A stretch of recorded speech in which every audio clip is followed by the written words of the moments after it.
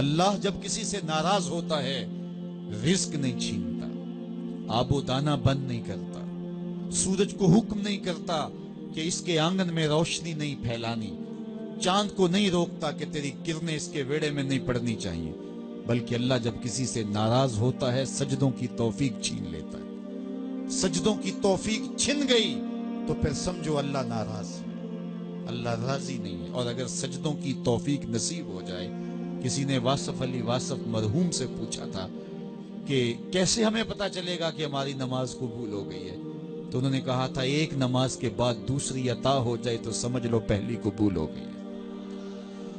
تو نمازوں کا نصیب ہونا یہ اللہ کی رضا اور اللہ کی خوشنودی کی دلیل ہے، اور سجدوں کی توفیق کا چھن جانا یہ اللہ کی ناراضگی کی دلیل ہے۔ میں اور آپ دیکھیں کہ ہم کہاں کھڑے۔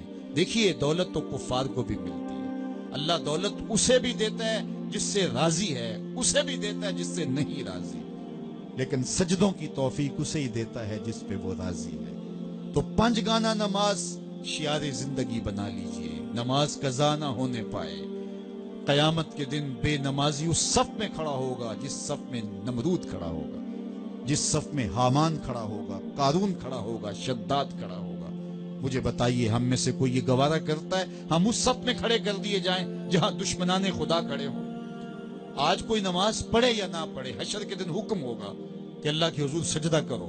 ہر کوئی سجدہ کرنا چاہے گا، جو نہیں پڑھتا وہ بھی کرنا چاہے گا، لیکن بے نمازی کی کمر اکڑ جائے گی، وہ آرزو رکھنے کے باوجود سجدہ نہیں کر پائے گا۔ قرآن بتاتا ہے کچھ لوگ جہنم کو دھکیلے جا رہے ہوں گے، انہیں کچھ لوگ پوچھیں گے ما سلککم فی سقر، تم جہنم کو کیوں جا رہے ہو، کیا ہوا تمہیں؟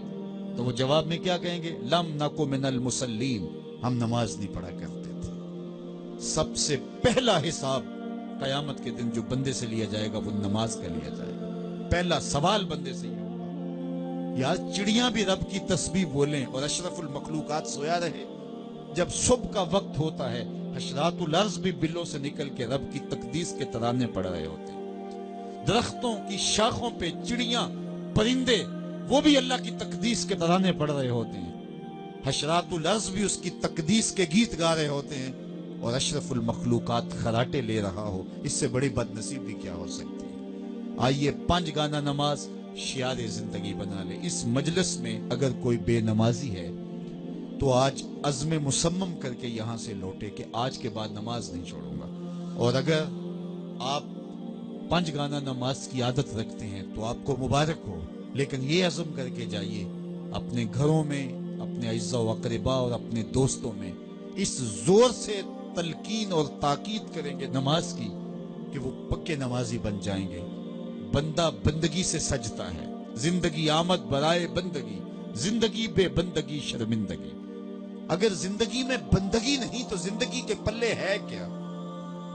علماء نے لکھا ہے کہ یہ سارے درخت حالت قیام میں ہیں، چوپائے حالت رکوع میں ہیں، مینڈک تشہد میں ہے، اور حشرات الارض سجدے میں ہے، اور انسان اشرف المخلوقات ہے۔ اس کی عبادت میں درختوں کا قیام بھی رکھا گیا، اور رکوع بھی رکھے گئے، اور سجدے بھی رکھے گئے، اور قعدے بھی رکھے گئے، اس لیے تاکہ اس کی عبادت تمام مخلوقات کی عبادات کی جامع بن جائے۔ لیکن اس کے باوجود اللہ کے حضور سجدہ ریز ہونا پسند نہ کرے تو بتائیے کیسے رحمتیں اس کے اوپر اتریں گی؟